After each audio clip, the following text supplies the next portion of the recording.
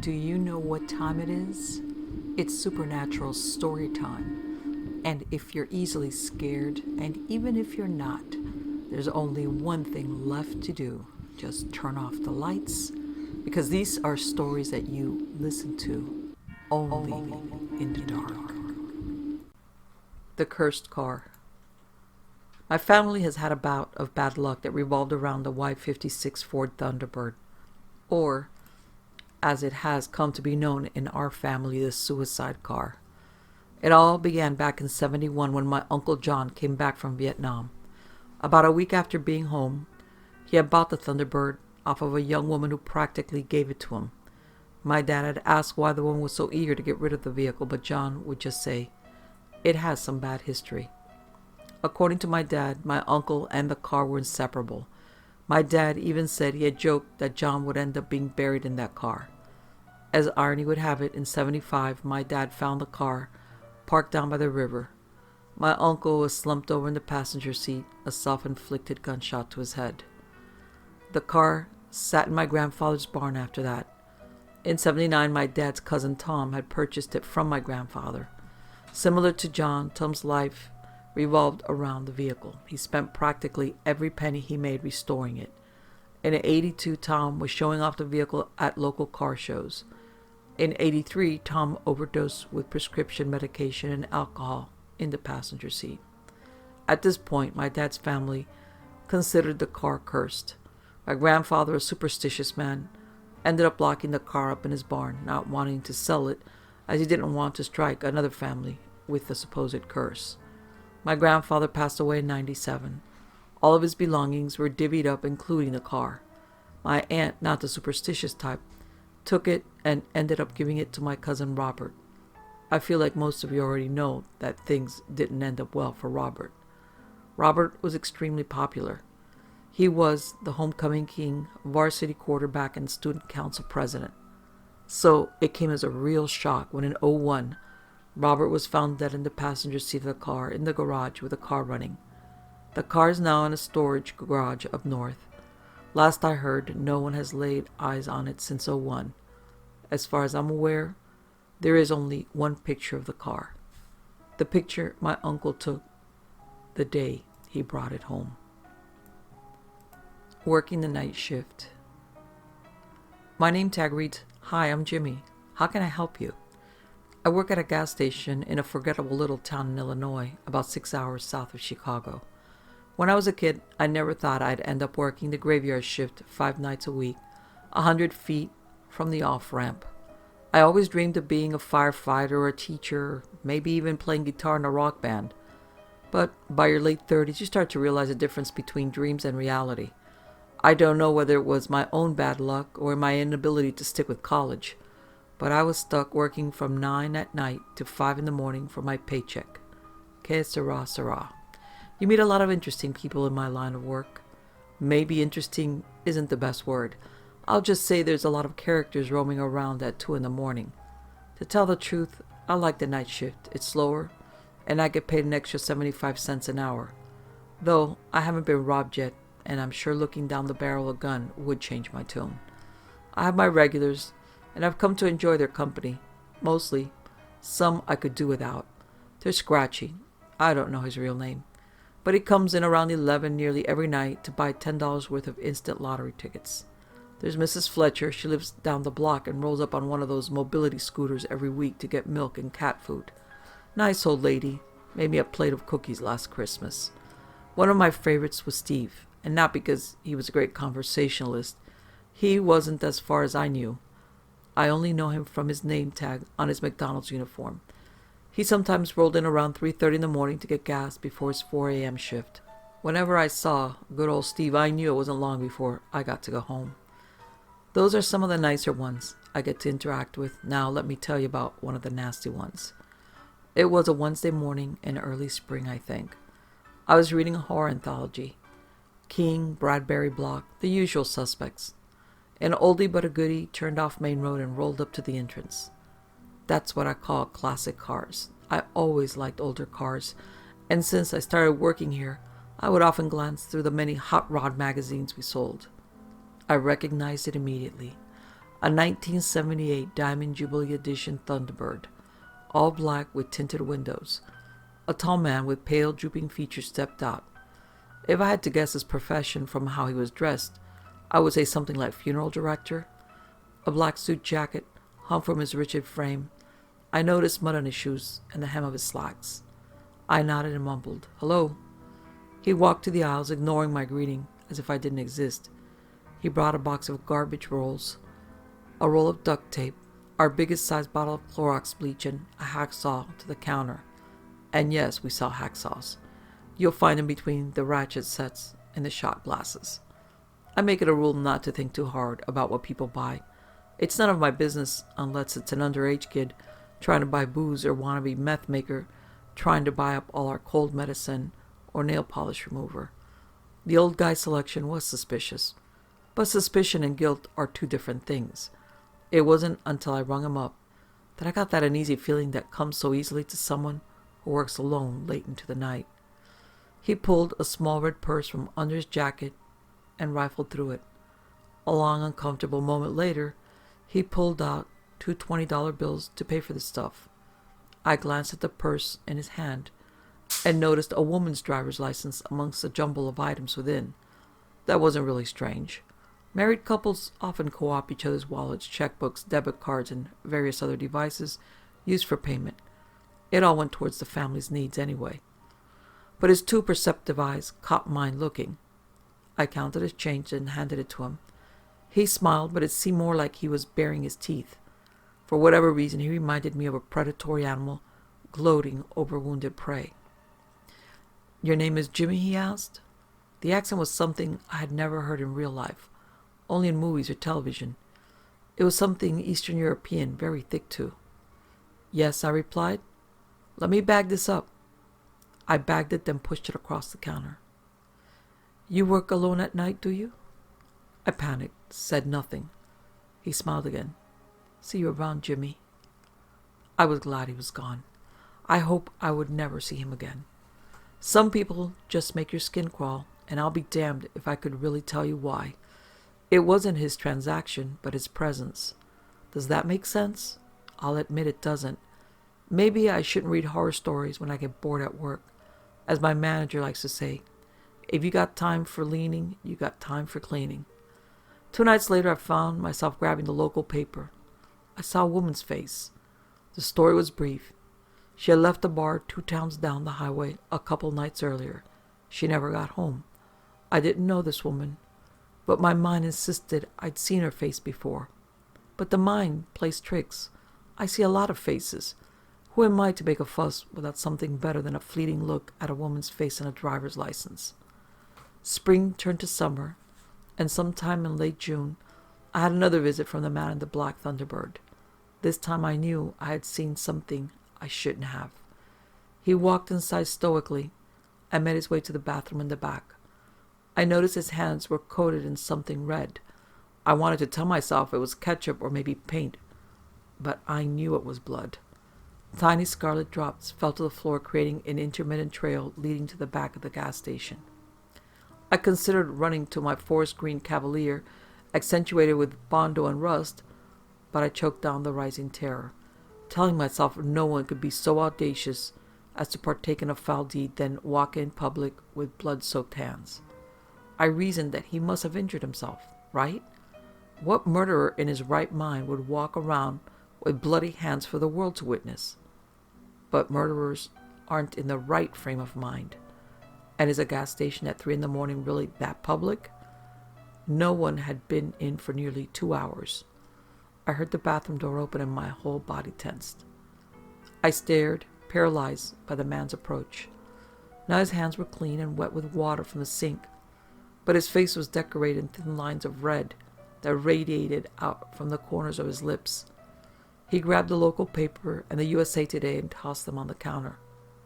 I must have stared too long. He dabbed his cheek delicately and inspected the red spot on his finger. "I suffer from gum disease, Jimmy." Hadn't he seen the blood around his lips? The fluorescent light in the bathroom is bright, almost overbearing, and there's 2 mirrors, one above the sink and the full-length mirror next to the little machine that sells cologne and condoms. He paid, then went outside. He placed the newspapers on the roof of his T-bird, then stood to peer into the night, as if contemplating something. I watched him stand there for at least 5 minutes, watching the sky and occasionally sneering with his blood-smeared mouth. Then his body snapped into action, turning to rush back into the building. The automatic doors opened. I saw his face, but his animalistic smile was missing. He bared his teeth. I saw large canines set in his mouth like tiny white daggers. Before he could step inside, an SUV sped into the parking lot. The man in black retreated to his T-bird, started the car, and drove into the night. I was never so glad to see a group of drunk club hoppers in my entire life. There was only one bar in the county that stays open until 4 in the morning. There had been an ordinance proposed to restrict last call to midnight throughout the county. It was voted down. If it hadn't, I wonder if I would be alive to tell this story. There was a slightly obnoxious group. I think one of the guys stole a candy bar. The women stared into the screens of their iPhones while I rung up their transactions. I wished them good night. They walked out not saying a word. They were my best customers of the night. In the parking lot were the Bloody Man's newspapers. All summer and into the fall I wondered if he was reading up on the people who went missing that summer. There were at least 2 in my part of Illinois. But people go missing all the time in America. All over the world, really. Most of them disappear for good. I kept an eye out for the man in the black Thunderbird, but I haven't seen him again. However, something last night got my attention. I was reading Dante's Inferno. Scary stuff. Steve had been by to get $10 in gas before his shift. I was looking forward to breakfast and sleep. I saw something move in the alley across the street. It was a long black car with its lights off, the kind they don't make anymore. It could have been a Mercury Cougar or Lincoln Continental, maybe even a Thunderbird. I would have quit this job long ago, but where would I have gone? I've got to pay the rent. Que sera, sera. I should be cleaning the bathroom right now or doing inventory, but I bought Bram Stoker's Dracula today. Think I'll read a few chapters first. No hurry, really. The place is really dead tonight. Pretend you don't see her. Growing up in Arizona, you experience a rich mix of cultures. People come here from the Midwest. Some people brave the desert and come from the South. And some people have been here since before this place was a state. Some say this is because Arizona has no real culture of our own, that we borrow from everywhere else. The state is rich in the paranormal.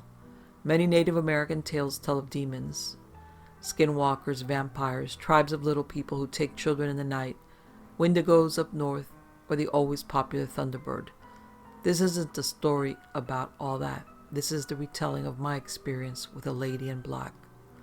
Growing up, I would hear stories from my friends who are of Mexican background of La Llorona, the lady in black. The story is meant to keep children inside after dark and to keep them from sneaking out at night.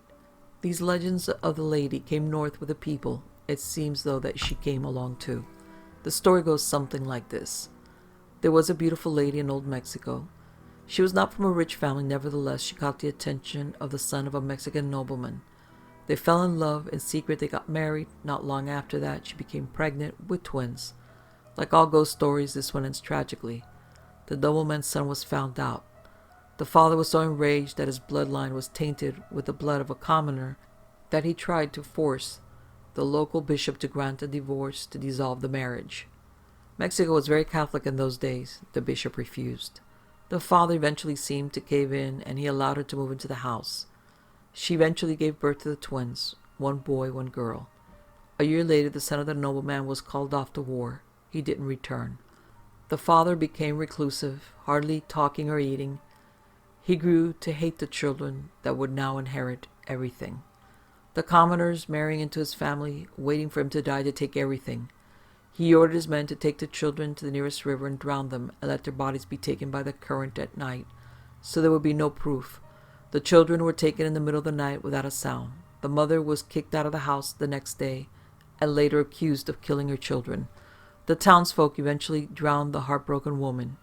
She didn't put up a fight. She had already died inside. Days later, the nobleman and his men were found dead in his house. Sightings started happening of a beautiful woman dressed in black roaming the streets at night, crying, looking for her children. If you saw her and you were a child, she would stop crying, grab you, and take you to the river where you would be drowned. I told you that the story to tell you this one. I was out running about a month ago, as I often do. I run late at night, around 10 or so. I run near the canals that are all over Phoenix. I take my American Bulldog with me so that no one messes around with me. The path I take when I go running is very well lit and is right next to canals and houses, and it's always felt safe until the night I saw her. I was running with my dog as usual. I was listening to my iPod and tracking my mileage. I started to see something in the distance about a quarter of a mile away. It looked like a person under one of the street lamps that light the path at night. I thought nothing of it at first because I often see people when I run. As I got closer, I began to notice that this person wasn't moving, just a silhouette under the light. The closer I got, the more the silhouette started to take shape. When I was about 50 feet away from it, I stopped. My first thought was that it was a homeless person, or this was some sort of prank. My dog started to whimper, then growl, then whimper, then growl again. I had never seen him do that before. I looked at her. I could tell it was a woman. Something about her deeply unsettled me. Then I got the feeling in my stomach that something wasn't quite right and that I needed to get out of there. I couldn't see her face. Her hair was long and black. It was covering it. She looked like she was wearing a short black dress, which was odd because it was about 60 degrees that night. She was tall, taller than I had first estimated.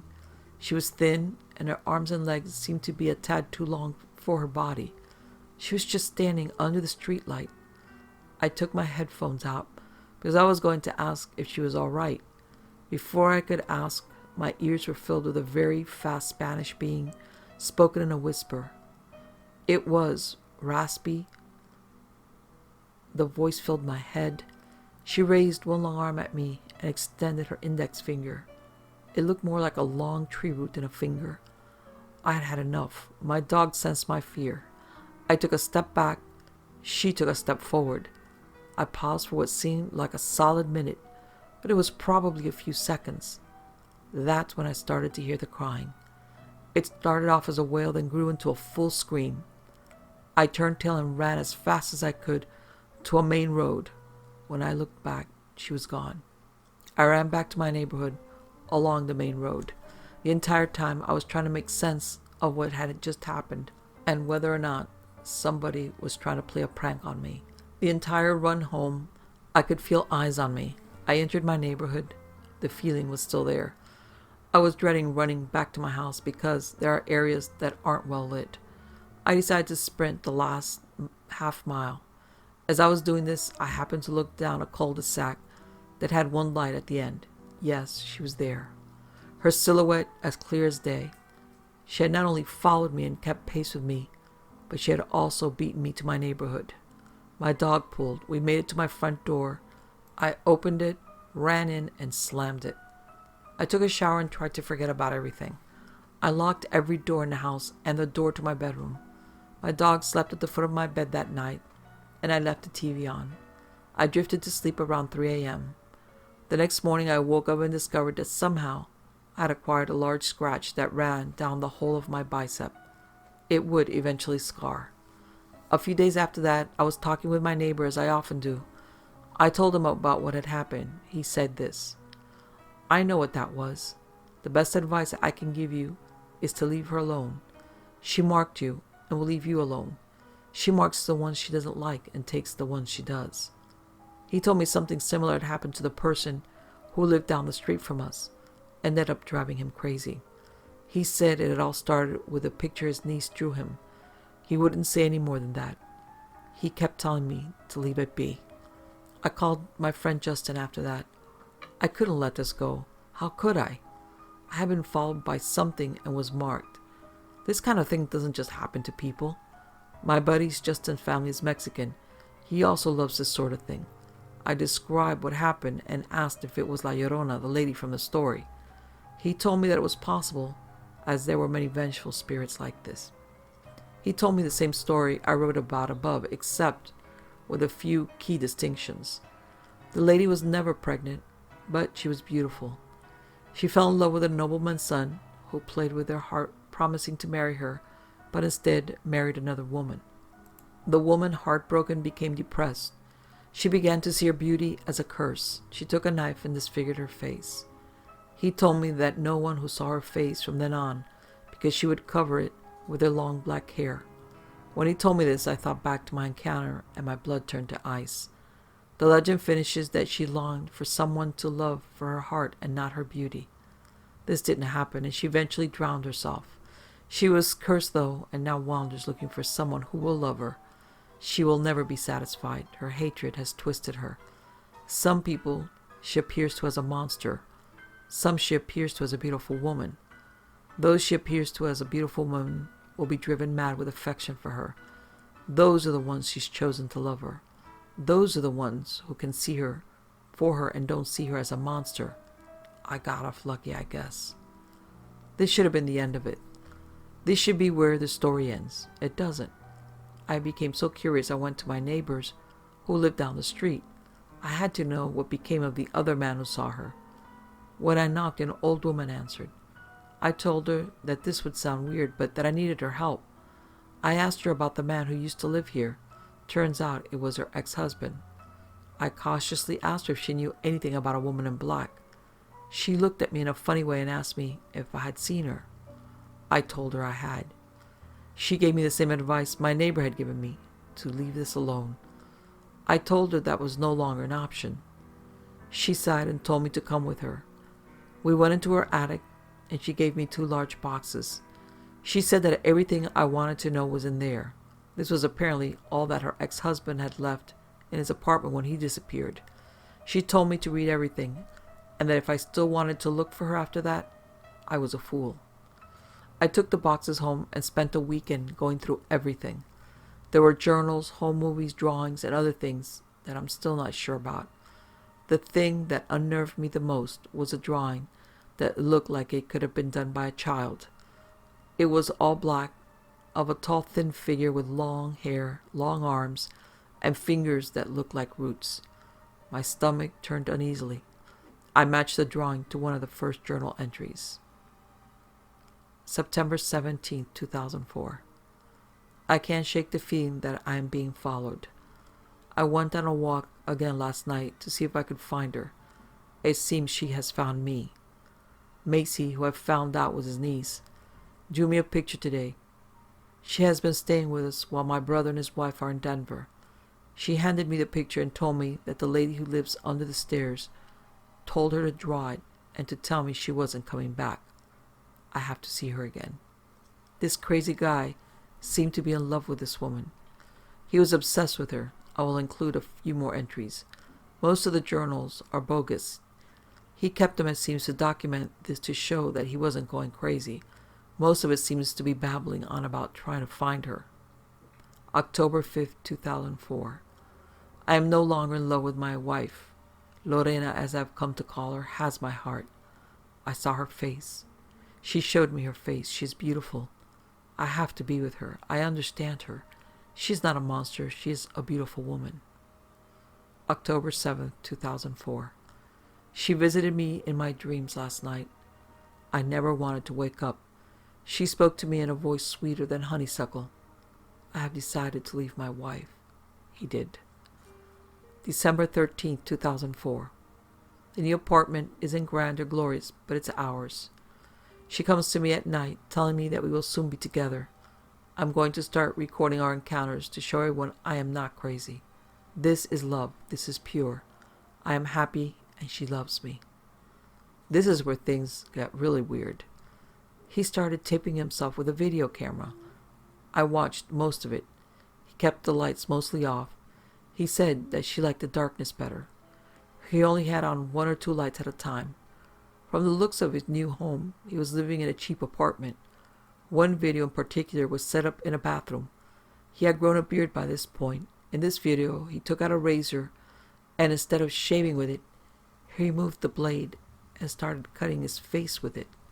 He took blood from his face and drew a heart in the mirror.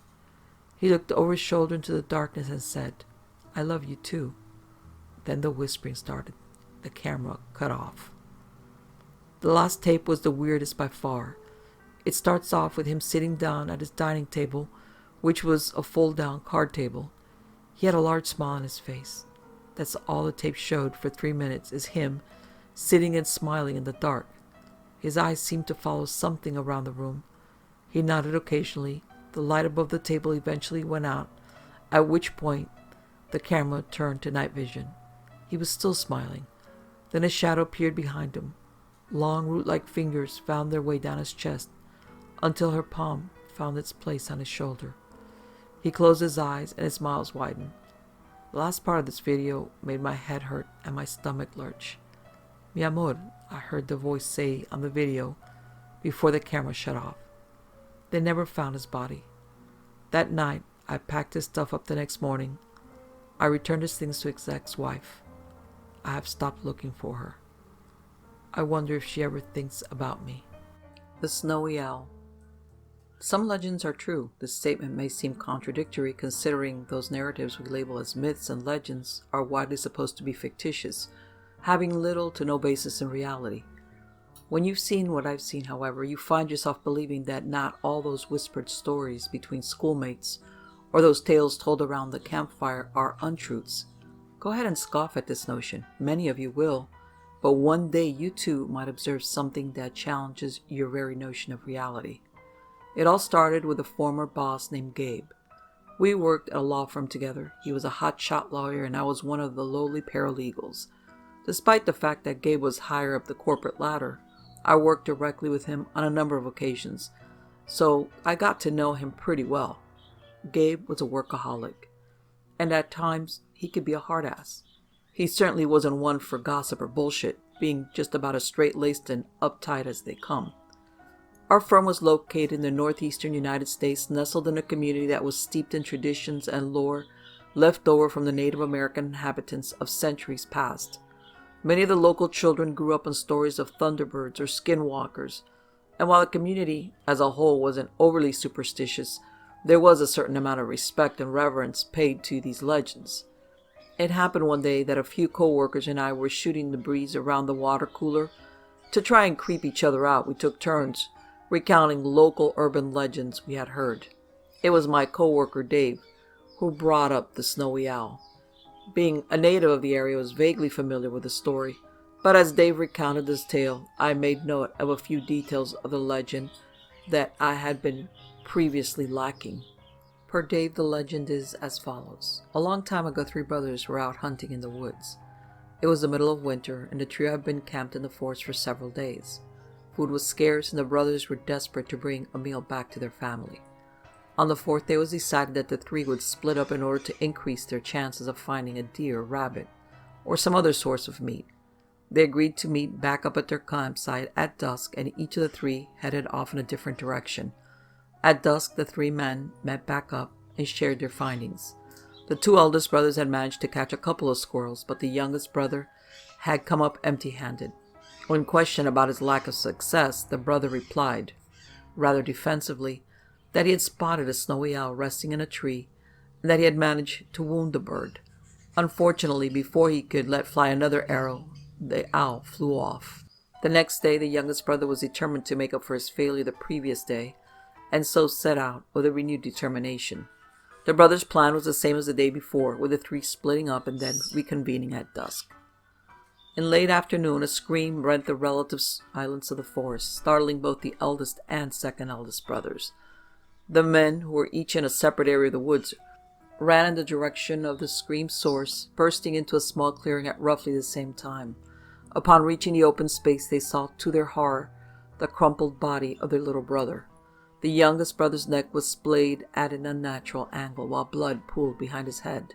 The large branch, half splayed on top of his leg, seemed to indicate that the young man had fallen from the tree, which stood just to the right of him. Approaching the body, the men noticed a single white speckled feather, slightly bloodied, just beside their brother's head. Sadness and despair quickly turned into anger, as the brothers realized that in pursuing the damn bird from the day before, their brother had met with his untimely demise. Thirsty for revenge on the white demon which had led, if indirectly, to their brother's death, The two men decided they would finish the quest their brother had set out on. The next day was spent tracking the owl. It took till late afternoon to find the bird's nest, a slight indentation in the ground littered with white feathers and speckled with blood. There they waited, patiently brooding, seething, and eager to fulfill their bloodlust. Dusk came and went, but still they waited, crouched in the dark, the only source of light coming from the waning gibbous moon. Finally, a slight whooshing could be heard, stirring up the silent darkness. The snow-white form of the owl materialized and alit on the ground. One brother struck, swinging a large branch at the bird. The limb hit the creature with a resounding thwack, sending it sprawling a few feet away. Dazed, the owl tried to get its bearing, tried to take flight and flee, but it moved too slowly, for the second brother fell upon it with his hunting knife. In one slashing arc of the blade, the owl's neck was cut and its life extinguished. The victory was short-lived, for the brothers realized that while they would be bringing back some source of nourishment for their family, they would be leaving their little brother behind. As soon as the sun rose, the men began to make their way out of the thick woods. The journey became more arduous as the thick snow started to fall. Soon the two men were trapped within a world of white, unable to see more than a few feet in front of them. Deciding it was best to make camp for the evening, the two huddled together under a blanket of thick skins. The snow had waned to just a few flurries by the time the last few rays of light disappeared over the horizon. A fire provided a little comfort for the travel-wearied men, and soon the two were lulled into a light doze. What seemed like only moments later, a loud rustling of tree branches jerked them from their slumber. The air was deathly still, almost as if the forest were afraid to breathe. But then the woods began to fill with a cacophony of sounds. The groaning of branches, the crunching of leaves, and a whooshing sound grew increasingly louder, increasingly closer. The brothers, now fully awake, clutched at each other, their terror growing with every beat of their heart. The sounds coalesced into one loud racket, a mighty roar, which had the men scrambling to cover their ears. Then, all at once, the noises stopped. Just as fast as the climax of sound had come, so its denouement came. The only sound that filled the clearing then was the harsh breaths of the brothers, marked by little puffs of steam in the cold night's air. Gathering what little courage he had left, the eldest brother yanked a burning branch from the fire and brandished it as if it could ward off the evils of the world. Turning slowly in a circle, the brother sought to pierce the darkness with what little light he had, trying to peer into every shadow to give the source of their disturbance a face. Holding his breath, the brother strained to see something, anything. Then he noticed it. The complete lack of sound. No night creatures, no rustling leaves, no creaking branches, but mostly shockingly no harsh breathing. Whipping around to where he left his brother, the man was nearly brought to his knees by the sight that met him. His brother, who just moments before had been clinging to him, lay slumped over on his side. His eyes, wide and unblinking, reflected the firelight, but no warmth remained in them, nor, as it happened, in the rest of his body. Dead. His brother was dead, and upon the brother's unmoving, upturned palm lay a single white, speckled, bloodied feather. Terror the likes he had never known overcame the last surviving member of the trio, and so he ran and ran and ran. According to the local lore, the brother finally made it home the second morning after he had fled the forest. His feet were rubbed raw from the non-stop return journey, and the man could do little more than mumble incoherently. Eventually his family was able to extract the story from him, and it soon spread to the rest of the village, for it began to be told and retold by locals. Not 2 months later, the eldest brother succumbed to some unknown ailment. His death, too, was said to be tied to some unnatural force, for it is said he claimed to have spotted the snowy owl once again the day before his passing. Henceforth, the snowy owl became known as an omen of death. Those that do not seek it, but rather encounter it unexpectedly, are doomed to die within 24 hours. By the time Dave finished his recounting of the legend, I had chills up and down my arm. Gabe, on the other hand, wasn't impressed. Having eavesdropped on the conversation, he had no qualms adding his 2 cents. If you think that fluffy white bird from Harry Potter is the harbinger of death, you have a screw loose, he scoffed. Effectively succeeding in ruining the revelry with his condescending attitude, Gabe strode off, and the group of co-workers disbanded, more than a few of us mumbling some not-so-kind words in the lawyer's direction. I went about work the rest of the day, giving no thought to the snowy owl legend. However, the next day it was made clear that the story had stuck more soundly with Gabe. That morning I entered the break room to find a pale Gabe sitting at a table, nursing a cup of coffee. There were bags under his eyes, and he had a distant look in his eyes. Being the decent human being that I am, I inquired to see if anything was the matter. "It was that damn bird. It kept me up all night," was his answer. Curious, I asked what he was talking about. He described his night, saying, "I was woken up last night around 3 a.m. to a light tapping on my window. I thought it was a branch blowing in the wind at first, but the damn noise didn't stop. It was just a constant tap, tap, tap. I looked out the window, and there was an owl, of all things, pecking at the glass. The stupid bird probably confused its reflection for another bird, and then, if that wasn't bad, some idiot driver nearly ran me over as I was crossing the street near my house. I had to dive out of the way to avoid being squished." I grimaced in empathy and then thought of something that might make him chuckle. "Maybe that owl was the omen of your impending demise, just like that legend says," I joked. He didn't laugh, just gave me a scowl. Gabe's day didn't get any better, as each time I saw him he looked more and more haggard. The last time I spoke with him was just after lunch, when I went to drop off some paperwork in his office. As soon as I entered, Gabe grabbed my arm and dragged me into the room, closing his office door. "I think someone is trying to kill me," he all but yelled in my face. His eyes were large and bloodshot, his hair disheveled from countless mussing. His whole countenance read paranoid. "What are you talking about?" I inquired. He recounted his day after our talk that morning. Apparently, in addition to that near hit and run, he had had several other near-death experiences. That day he had tripped over a nail that was sticking up and had fallen down the stairs, nearly breaking his neck in the process. He had also gotten off the elevator just before it malfunctioned and fell 20 stories, and had discovered a small gas leak just before lighting the cigarette he was sneaking in his office. "I think you were right. That owl was an omen," he said, looking genuinely terrified. Now, Gabe wasn't the nicest guy in the world. He worked his interns to the bone, and rarely had anything nice to say about anyone, but I really was starting to feel bad for the guy. Clearly, he had been putting in too much time at work, and had finally reached the breaking point. That, or he was having some sort of midlife crisis. "Gabe," I said calmly, "I'm sure those things were all just coincidences. You're just having a bad day. Maybe you should take the rest of the day off?" He didn't look all that convinced, in the face of my reassurances, but he eventually nodded in agreement. "Maybe you're right," he said. "I think I'll head out just as soon as I finish this last letter from my client." Thinking that was the end of things, I made an excuse and left, closing the door to his office behind me. About an hour later, I was startled from my work by a distant crash, followed shortly by a collective of screams. Rushing with a few co-workers to the source of the commotion, we reached the end of the hallway to see that someone had opened Gabe's office door.